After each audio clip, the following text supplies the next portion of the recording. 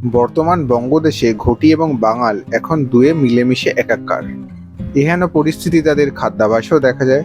তাই ইলিশ ও চিংড়ি নিয়ে মতবিরোধ না থাকাটাই ভালো।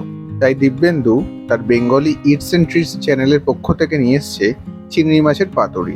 এইরকম একটা আইটেম থাকলে দুপুরে ভাতের সাথে আর কিছু লাগে না। তাহলে চলুন শুরু করা যাক চাল কুমড়ো পাতায় চিংড়ি মাছের পাতুরি। এবং তার জন্য আমরা প্রথমেই 1 চামচ কালো সর্ষে, হাফ চামচ সাদা সর্ষে এবং হাফ চামচ পোস্ত 1 থেকে 1.5 ঘন্টার জন্য ভিজিয়ে রেখে দেবো। তাতে বাটার সময় একটু হলেও সুবিধা হয়। এরপর বাড়ির চাল কুমড়ো গাছের পাতা হলে সব থেকে ভালো হয়।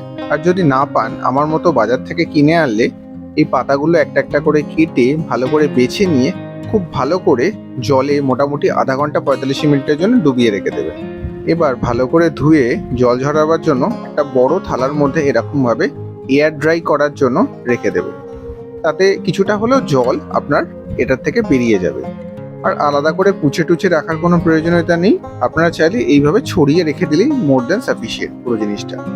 এরপর একটি মিক্সি জারের মধ্যে 4-5টা মতো কাঁচা লঙ্কা আমি অ্যাড করব। তার সাথে সর্ষে পোস্ত যেটা আগে থেকে আমি ভিজিয়ে রেখেছিলাম সেটা এর মধ্যে দিয়ে দেব। এক্ষেত্রে আপনারা শিলনোড়ার ব্যবহারও করতে পারেন। এর মধ্যে অল্প করে একটু নুন এবং হলুদও অ্যাড করে দেব। এর সাথে সাথে 1 থেকে 2 চামচের কাছাকাছি নারকেল গুঁড়ো এর মধ্যে আমরা অ্যাড করব। তাতে ফ্লেভারটা খুব সুন্দর আসে। অল্প একটু জল দিয়ে এটাকে বেটে নেব। আপনার বাড়ির লোক সংখ্যা অনুযায়ী চিংড়ি মাছের পরিমাণটা আপনারা ডিসাইড করে নেবেন। আমি মোটামুটি 150 থেকে 200 গ্রাম ছাড়ানো চিংড়ি মাছ এখানে ব্যবহার করেছি। এরপর আগে যে পেস্টটা তৈরি করে রেখেছিলাম সেটা এর মধ্যে অ্যাড করব আর সঙ্গে দেব অল্প করে নারকেল গুঁড়ো, পরিমাণ মতো নুন এবং তার মধ্যে অল্প করে সর্ষের তেল এখানে আমি অ্যাড করব। সঙ্গে দেব 1 পিঞ্চের কাছাকাছি হলুদ এবং পুরো জিনিসটাকে ভালো করে মেখে নেব। এরপর এই ম্যারিনেটেড ফিশটাকে মোটামুটি 1 থেকে 1.5 ঘন্টার জন্য সাইড করে রেখে দেব। এরপর আগে থেকে যে পাতাগুলো আমরা ধুয়ে রেখেছিলাম সেগুলোকে একটা একটা করে এখানে নিয়ে নেব এবং এরকমভাবে প্রথমে তার নিচে একটা সুতো বিছিয়ে দেব। তারপর অল্প অল্প করে চিংড়ি মাছ যতটা এই মোটামুটি 2-3টে পাতার মধ্যে ধরে যাবে সেই পরিমাণ মতো দিয়ে ভালো করে সুতোটাকে জড়িয়ে বেঁধে দিতে হবে। আরে দাঁড়ান, এত তাড়া কিসের? যারা আমার মতো লঙ্কার ঝাল এবং সর্ষের তেলের ঝাঁঝ পছন্দ করেন তারা এর মধ্যে একটা লঙ্কা এরকমভাবে চিড়ে দিয়ে দেবেন এবং অল্প করে দিয়ে দেবেন সর্ষের তেল। ঠিকঠাকভাবে সুন্দর করে মুড়তে না পারলে কোনো চাপ নেবেন না। জাস্ট একটু খেয়াল রাখবেন যাতে ভেতর থেকে এই পুরগুলো বাইরে খুব একটা না বেরিয়ে আসে। যেহেতু এই পুরো জিনিসটাকে আমরা সর্ষের তেলে ভাজবো সেহেতু পুর একটু বেরিয়ে আসলে খুব বেশি হলে একটু বাইরে ছিটতে পারে, তার থেকে বেশি কিছু হবে না। স্বাদের কোনো রকম কোনো তারতম্য এক্ষেত্রে দাঁড়িয়ে হবে না।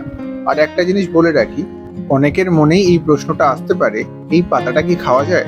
তাদের জন্য বলি, হ্যাঁ, এই পাতাটা সম্পূর্ণরূপে খাওয়া যায় এবং এই পাতাটার টেস্টটাও খুব সুন্দর লাগে। শুধু মাছটা বার করে এই পাতাটা ফেলে দেবেন না, এই পাতাটাকেও ভাতের সাথে মেখে খেয়ে ফেলবেন। চাল কুমড়ো পাতার যে ইউনিক টেস্টটা আছে, না হলে সেটা থেকে বঞ্চিত হবেন। আমি ততক্ষণ বরঞ্চ বাদবাকি পাতুরিগুলো তৈরি করে ফেলি।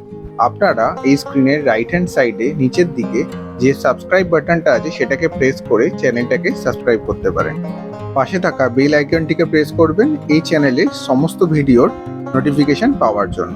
এরপর চলুন কড়াতে অল্প করে একটু তেল দিয়ে দিই। এরপর কড়ার তেলটা গরম হলে পাতাগুলোকে এরকম ভাবে আমরা ভাজার জন্য রেখে দেবো। আমরা এই পাতাটা ভাজতে মোটামুটি 5 থেকে 6 মিনিটের কাছাকাছি সময় লাগবে। ততক্ষণ বরঞ্চ আপনারা গিয়ে ভাতটা বেড়ে ফেলুন। এই পাতাটা গরম গরম ভাতে খাওয়ার যে অদ্ভুত এক আনন্দ, না হলে সেটা থেকে বঞ্চিত হবে। আমার মতো ভেতো বাঙালি ছেলেদের যদি একটুকুও আমি ইন্সপায়ার্ড করতে পারি তাহলে বাড়িতে রেসিপিটা একবার বানাবেন। তার ভিডিও বা ছবি তুলে আমাকে সোশ্যাল মিডিয়ায় ট্যাগ করতে ভুলবেন না। নিচে ডেসক্রিপশন বক্সে আমার সোশ্যাল মিডিয়ার ইনফরমেশন দেওয়া রইল। আর এই ভিডিওটা যদি ভালো লেগে থাকে এই চ্যানেলটাকে সাবস্ক্রাইব করতে ভুলবেন না আর এই ভিডিওটাকে একটা লাইক প্রোভাইড করবেন। নিচে গিয়ে কমেন্ট করতে পারেন যে আপনাদের কেমন লাগলো এই ভিডিওটা। যদি এটার প্রেজেন্টেশন ভালো না লাগে তাহলে নিচে কমেন্ট করতে ভুলবেন না। আমি চেষ্টা করব সেটাকে ইন ফিউচারে আরও ভালো করে রেকটিফাই করে নেওয়ার। আর thanks for watching this video. আবার দেখা হবে নতুন কোনো ভিডিও, নতুন কোনো রেসিপি নিয়ে।